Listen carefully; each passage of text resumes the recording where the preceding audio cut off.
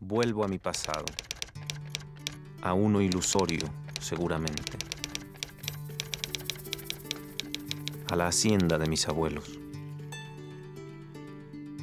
Regresar es quizá el motivo de todo viaje. Se ha huido sin saberlo para volver. Vuelvo a recuerdos de espejos y fotografías, de objetos con memoria. La memoria tal vez solo sea una manera de olvidar. Busco entre los muebles y las cosas el gusto de las letras, el sabor de las palabras, el presente perpetuo de la cocina y el libro. Desempolvo fantasmas de tela y rehago lo ya hecho. El cobre de mi abuela, la tinta de mi abuelo, son los puentes entre los tiempos. La tierra, refugio al borde del mar, su aspereza y sus frutos. Los elementos, la simpleza. Vuelvo a mi pasado, a los alimentos terrenales.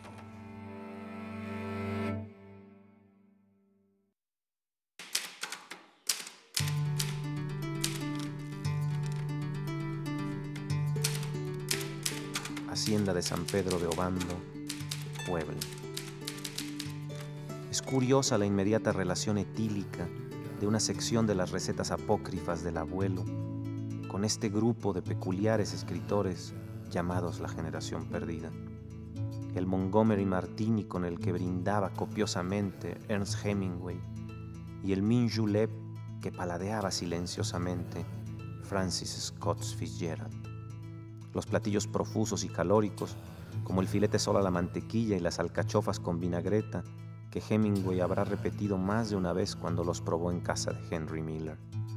Me gusta la idea de guisar, beber y comer en compañía de Nicolás Alvarado, tal como si fuésemos dos pescadores en finca vigía. Hemingway produce en mí una esencial fascinación, y en cambio a mi buen amigo Nicolás lo cautiva profundamente Fitzgerald. Me atrae la idea de una lúcida y cordial plática en torno a una barra, de comer como si lo hiciésemos en el París de la generación que se perdió en el viaje, en el alcohol, en el glamour, en la fiesta. Fiesta movida y movible, interminable.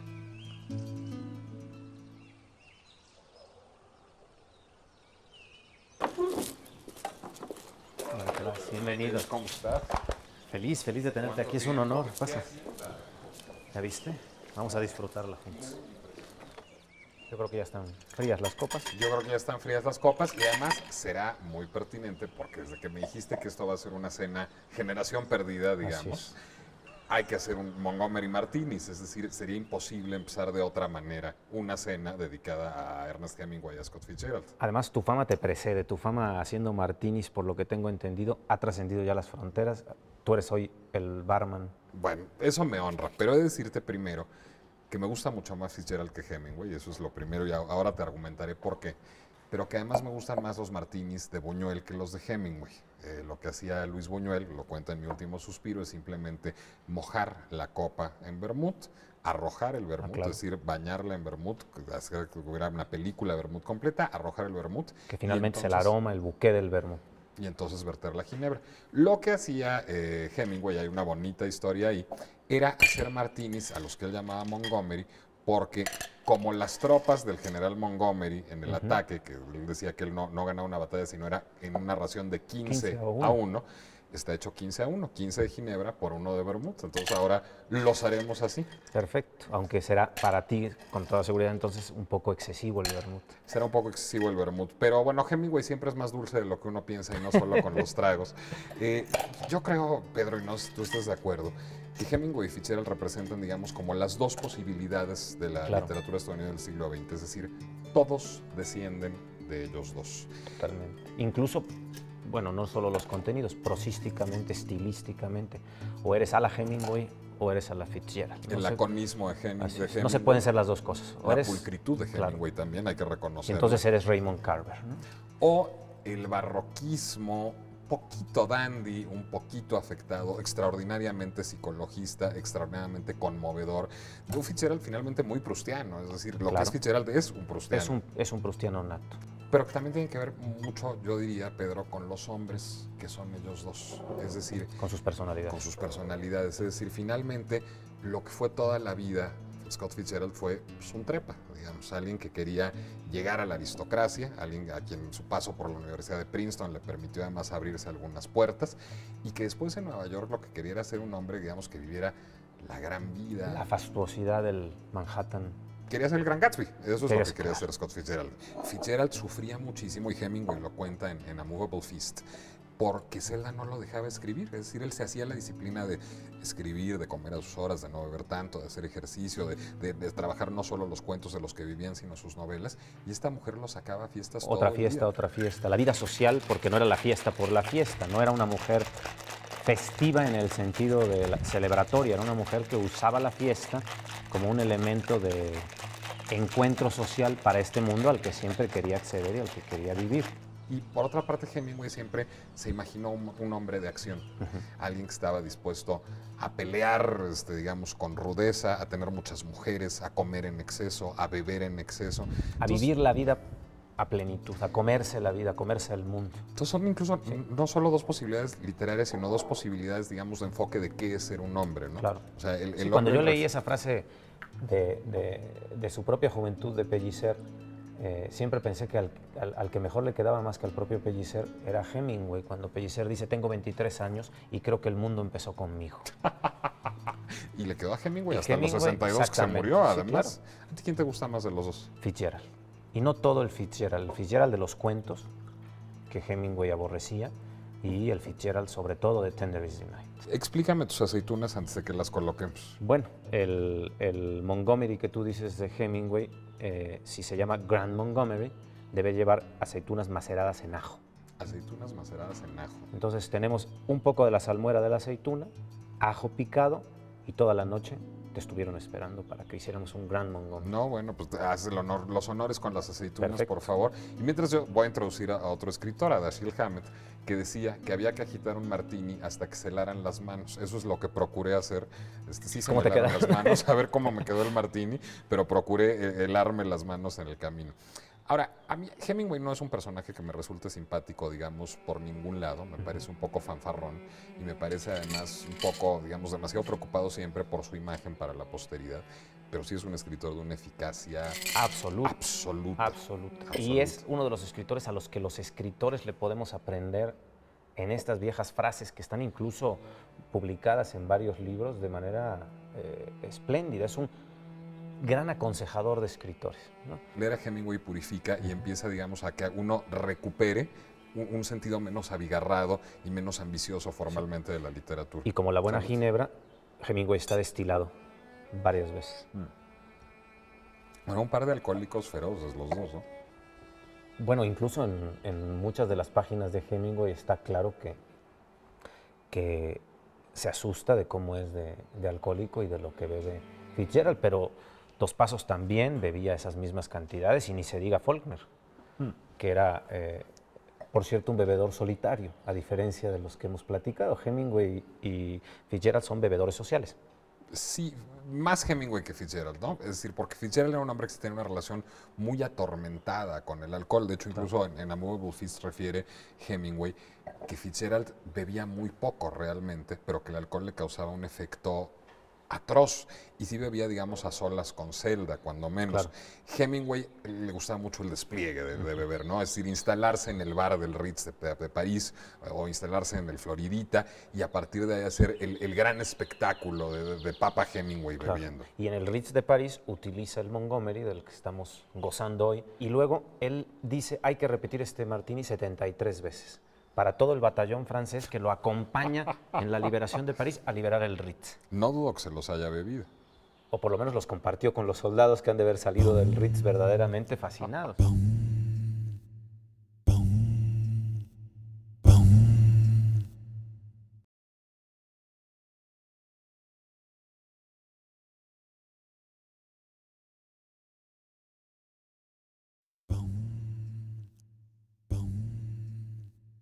Un poco lo mismo que sucede con el Gibson con la cebolla, ¿no? Claro. El Gibson, que es un martini, digamos, que en lugar de una aceituna lleva Lleva una una cebolla. cebolla. Una cebolla de cóctel, no una cebolla grande. Un pequeño cebollín de cóctel. Oye, hay una cosa muy curiosa, Pedro Ángel, con la comida, que es el pretexto que nos convoca, o que me convoca, mejor dicho, aquí hoy, en la literatura de ambos escritores, que es que a mí a veces Fitzgerald me parece un escritor al que no le gusta comer. Es decir, la mayoría de las novelas de Fitzgerald, por cierto, suceden en restaurantes, cafés y bares. Casi todo sucede en restaurantes, cafés y bares. Y sin Es embargo, un buen pretexto para conversar en la novela, sí, o para presentar a los personajes, pero tienes razón, no para comer. siempre se consigna, digamos, que comen, pero nunca se nos dice qué es aquello que comen. O en el peor de los casos, comen cosas como muy basales, como muy elementales, comen huevos con jamón, comen sándwiches de corned beef, pero no hay un verdadero placer en la recreación de la comida. Incluso Hemingway cuenta que Fitzgerald comía muy poco. Ah, mira. Y que en Tiene casa de ver, los Fitzgerald se comía mal, además. Cuenta que Hemingway. para Hemingway era una afrenta. No, bueno, Hemingway, las novelas de Hemingway se tratan de comer fundamentalmente. El tipo vive comiendo, digamos, en propia voz o a través de sus personajes en todas sus novelas y en los parajes más exóticos. Es decir, mientras Fitzgerald tiene para caracterizar a un personaje su ropa, Claro, su relación con sus sirvientes, porque siempre tienen sirvientes los personajes de Fitzgerald, la decoración del lugar en donde se mueve, el tipo de comunidad en la que está insertado, Hemingway tiene muy pocos, es decir, su laconismo impide todo eso. claro. La comida suele serlo todo el tiempo. Al Min Julep que te referías, le haremos los honores dentro de un rato, será con lo que acompañaremos la comida cuando regresemos de la cocina, porque ahora tenemos que ponernos a trabajar y vamos a ir a guisar. Te va a despertar más todavía el apetito y seguir conversando sobre estos personajes de la Lost Generation, de la generación perdida, norteamericana y prácticamente mundial. Salud. Salud, otra vez, querido Pedro. Otra vez, a movable feast. Parece era, Bueno, esta parece no una está fiesta, movable. decimos. No, esta está más fija. Esta es a Static Feast. Pero ¿Qué vamos a hacer? vamos a hacer. Bueno, ¿qué vas a hacer? La Yo te voy a gran, ayudar. no, vamos a hacer la gran fiesta parisina, una de las tantas fiestas parisinas de Hemingway. Vamos a hacer una vinagreta para unas alcachofas. Eso yo puedo hacer. Exacto, perfecto. Y ya. Muy bien. Ok. Y luego hacemos juntos, me ayudas, unos filetes sol con la receta de la esposa de Henry Miller. Receta que seguramente no le gustaba a Naïs Nin. No, bueno, nada. Pero qué época de, no solo de Francia, qué época de esta Lost Generation, de esta generación perdida. No, bueno, ¿y cómo comían? O cómo comía Hemingway, cuando menos. Estaba yo justamente, para efectos de venir a verte, releyendo A Movable Feast, o París era una fiesta, que es mucho menos buen título, Así creo. es. Y casi funciona como una guía de restaurantes. Es Claro. decir, cada capítulo es un café o un restaurante o Dos un calles bar. más allá, otro Y restaurante. come todo el el santo día y celebra todo. Y después de eso, utiliza el hambre como pretexto literario. Es decir, cuando no come, tiene hambre. Sí, claro. Es un, Y es un entonces dragón va a comer profesional. nuevamente. Absolutamente. Y vamos haciendo, ¿te parece? La vinagreta. ¿Qué te parece si hacemos algo de ese Movable Feast? Y recreamos, Tú dirás, aquí el que cocina eres tú. bueno, ayúdame entonces, hacemos una vinagreta para Ok. las alcachofas, Yo una sí sé vinagreta hacer. muy sencilla, media taza de aceite, un cuarto de vinagre blanco, ajo machacado, luego lo rectificaremos con sal ¿Y ya? y pimienta y punto. Como prosa de Hemingway. Dios mío, menos elementos no podría haber. Simple pero perfecta. Ok. Y perfecta para combinar con unas alcachofas que yo voy a, mientras tú haces la vinagreta, voy a cortar y voy a hacer tal y como se hacían en ese París. Es decir, le vamos a cortar el tallo exclusivamente para que sean planas, porque nos quita algunas hojas. Mientras tú machacas el ajo, Sí, maravillosamente. no sé que esto me lo enseñaste a hacer tú y no me está saliendo bien. Es un solo trancazo, Pero seco. exacto, luego lo despegas y le haríamos esto. Mira. No, pues lo que es ser cocinero, doctor Pablo. Eso sí me impresiona mucho. ¿2 dientes de ajo? 2 dientes de ajo. Me échatelo. parece muy bien. Creo que el otro lo va a hacer como si fueran plátanos cubanos de los que comía Hemingway en la bodeguita del En la medio. bodeguita Lo del va a hacer, medio. este va a ser ajo a puñetazos, A como ver. los plátanos a puñetazos. Eso me gustó verlo. Mucho mejor. Voy a bridar ahora, mientras bates allí voy a bridar con un poco de hilo una rodaja de limón, exclusivamente para que la alcachofa no pierda color. Oye, Hemingway cocinaba. Hemingway bebía, comía y decía que cocinaba. Lo máximo a lo que llegó a hacer es un filete de pescado asado en sus épocas, sí, muy conocidas de Cuba y en las menos conocidas de Perú. En la pesca de altura, Era un gran pescador, eso sí. que, ¿no? que para lo que era maravilloso, había ganado muchísimos premios. Perú era fundamental. Varios de los cayos de Perú son tan fundamentales como los cayos de Florida o los cayos de Cuba en los que pescaba. ¿Cómo va esto? Muy bien, mira, ¿Sí va bien? perfectamente ligada. ¿No he debido machacar más el ajo? Le va a dar sabor y al final vamos a bañar la alcachofa con la vinagreta, va a caer el ajo. Ok. Y lo único que vamos a necesitar de la vinagreta es el sabor y el olor que va a dejar sobre las hojas de la alcachofa, porque no le vamos a poner ninguna otra cosa. Y dices que necesitamos sal, ¿no? Exactamente, le vamos a poner un poco de sal marina, de sal gruesa y algo de pimienta. Qué pimentero tan elegante. Gracias, gracias. Ese pimentero no venía con la hacienda. No, este vino conmigo. Oye, ¿y este pescado qué pescado es? Es un lenguado que nos va a hacer las veces de filete sol, pero tiene mucho más sabor. No hay tal cosa como sol accesible, no, digamos, no, en México, ¿no? Y el lenguado pues, es finalmente un pescado de profundidades, que son los pescados más saborizados. Ok, aquí está tu vinagreta. Maravilloso, la reservamos aquí si quieres. Vamos acá. Y vamos a dejar la alcachofa en agua hirviendo. Que haga ebullición unos 20 minutos, lo que nos permite guisar los filetes con la receta de la mujer de Henry Miller. Ok, y esto es el filete de lenguado y luego.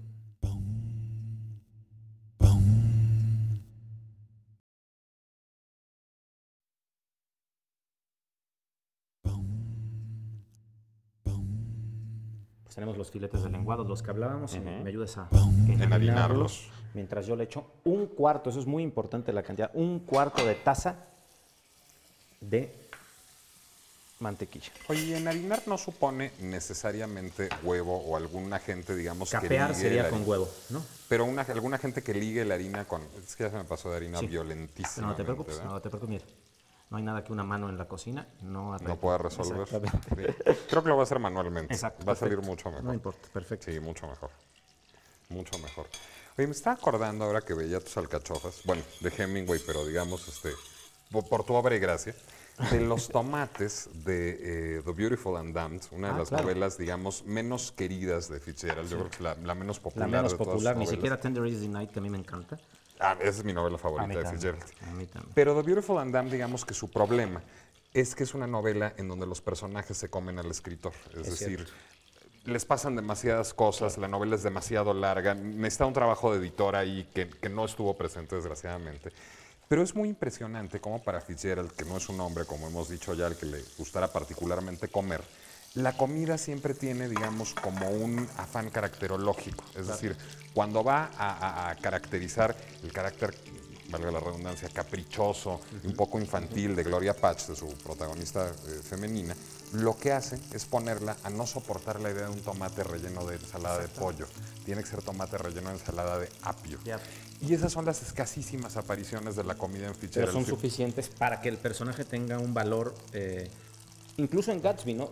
Yo he ido a bodas profundamente... Es que pensé en qué tipo de snobs, boda sería. Profundamente snobs, en donde se recrea la cena del Gatsby. Y finalmente, es increíble que hagas la comida en Fitzgerald y no la comida en Hemingway.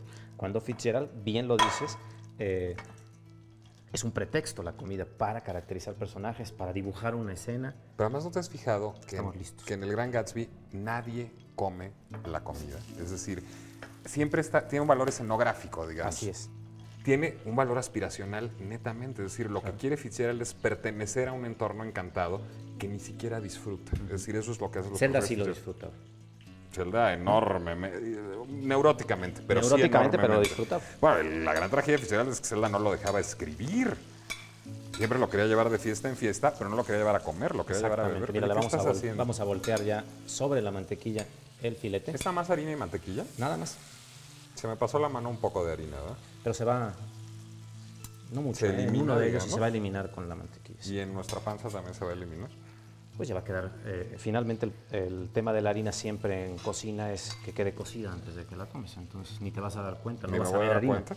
Ok, pero a la hora ya de la dieta sí no se va a eliminar. No. Tendremos que bailar en Finalmente- Charleston como Fitzgerald y Zelda para lograrlo en algún Finalmente es momento. carbohidrato. Finalmente es carbohidrato. Tenemos listo el pescado, ¿te parece que lo emplatemos? Me parece perfecto. porque además voy a necesitar después todavía un poquito de ¿Esto es una mantequilla. mezcla de lechugas o es una Es sola una mezcla de lechugas, un mezclum, Ahí como hay- aparece normalmente. Ahí hay sangría y hay escarola, entre Hay otras escarola, cosas. sangría, y le puedes poner un poco de arúgula si quieres, digamos, Fíjate, no sé cocinar, pero sé nombrar lechugas, ya es un avance sustancialísimo. le puedes agregar arúgula, decía yo, para tener un elemento mucho más amargo que esta mezcla, que es una mezcla finalmente de lechugas dulces. Y Henry Miller comía esto. O su mujer. Él yo creo que de ahí se iba a alguna de sus infidelidades y no le daba tiempo de comer. Parece una receta bastante femenina para Henry Miller, Sí, ¿no? profundamente femenina. Y además le vamos a dar este toque muy hemingwayano. Por aquí tenía yo unas pinzas y vamos a sacar nuestras alcachofas. Y ahí vamos a, obviamente, quitarle la brida, no nos vayamos a comer el hilo. Y vamos a terminar de emplatar. El limón lo hace muy hermoso, además. Ahora lo vamos a quitar porque nos servía simplemente para que... ¿De ¿te verdad fijaste? lo vamos a quitar? Lo vamos a... Es Bueno, una lo podemos... pérdida. ¿Qué te parece? ¡Ah, qué bonito! Pero ve el color. El color de la alcachofa es fundamental y eso te lo logro este tema. Podemos abrir un poco la alcachofa. ¿Cuánto tiempo se coció la alcachofa? 20 minutos. Y con 20 minutos. Con ya- 20 minutos está perfecta, en pura agua con sal. ¿Y qué te parece si ahora tu vinagreta? Mi vinagreta, Dios mío. Un mal cocinero se olvida de su vinagreta. No, vamos a ponerle a esta alcachofa. Y si quieres, me hablabas un poco de la picada del ajo. Vamos a intentar eliminar el ajo. Y ahora simplemente por un toque de verde. ¿Es un toque contemporáneo o es un toque de Totalmente. época? Aunque el perejil se usa en la cocina francesa, obviamente una influencia del sur de Francia permanentemente. Pero bueno, incluso ya ves este- como ingrediente, no solo como ingredientes, adorno, ¿no? Como ingrediente en las sopas, es parte además del bouquet garni, sin el cual no hay Así cocina es. francesa. Pero aquí sí, obviamente, es un toque muy contemporáneo. El plato finalmente nos quedó prácticamente como de haute cuisine o de nouvelle cuisine, y seguiremos festejando y disfrutando. Si te parece, regresamos al bar y comemos parte de nuestra... Pedro, no solo me caes mejor que Hemingway, cocinas mejor que Hemingway. Muchas gracias. No escribo mejor que Hemingway, pero bueno. Depende del libro, ¿eh? Oh, te agradezco. Vamos a hacer 2 minjuleps, No, menjules en México a la Fitzgerald. A ver, ¿cómo está eso de los menjules? Porque me estoy enterando en el momento en que lo estás haciendo. ¿Cómo que menjules? Bueno, en toda la zona de Córdoba y de Veracruz es una de las bebidas fundamentales de ¿Y los se llama así, cafetales. menjule? Y ya no le dicen minjulep, que sería el nombre original, menjul. O sea, hasta en el nombre quedó ya transformado por completo. Y No deja de parecerme un acto de justicia poética que ahora veamos menjuleps después de tener este menú claramente hemingwayano. claro, Porque bueno, yo creo que la escena más famosa de toda la literatura de Fitzgerald incluye una gran cantidad de menjuleps, que es este momento en el Gran Gatsby en el que deciden Gatsby y Daisy que se quieren ir a tomar unos menjuleps a una suite del Hotel Plaza de Nueva York, es decir, van a ir a Manhattan, van a alquilar una suite en el Hotel Plaza, todo esto para beber menjuleps con bourbon de contrabando, es decir, es la extravagancia ya en un grado el desaforado. aparente acto gratuito. Y que además contiene el pivote, digamos, emocional de la novela, que es cuando finalmente Gatsby le revela su amor a Daisy y lo hace enfrente de su marido, enfrente de Tom. Por supuesto, salud. Salud, querido Menjul Pedro. con agua mineral. a Este es diferencia- menjul, tiene No, ginebra. es un minjulep. El menjul mexicano no tendría agua mineral. Minjulep con agua mineral a la Fitzgerald. Salud. Este programa fue realizado en Hacienda San Pedro de Obando.